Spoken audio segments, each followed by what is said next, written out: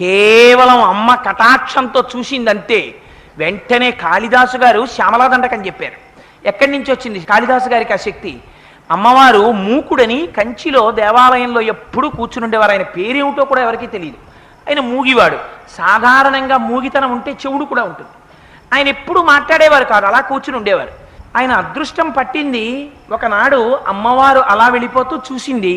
చూసి నిర్హేతుకంగా అమ్మ తన యొక్క కరుణని ప్రసరింపచేసింది కళ్ళల్లోంచి. అంతే. కొంతమంది అంటారు మూకుడికి తన తాంబూలం తీసి ఆయన నోట్లో పెట్టిందంటారు.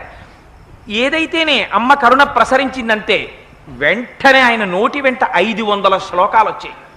500 శ్లోకాలు కూడా ఎంత గొప్పగా వచ్చాయో తెలుసా అండి? మూక పంచశతి అని పేరు దానికి. ఆయన అమ్మవారి మీద వెంటనే ఆర్యాశతకము అని ఒక శతకం చెప్పేశారు. అమ్మ ఒక్క చిరునవ్వు నవ్వింది. మందస్మిత శతకము అని చిరునవ్వు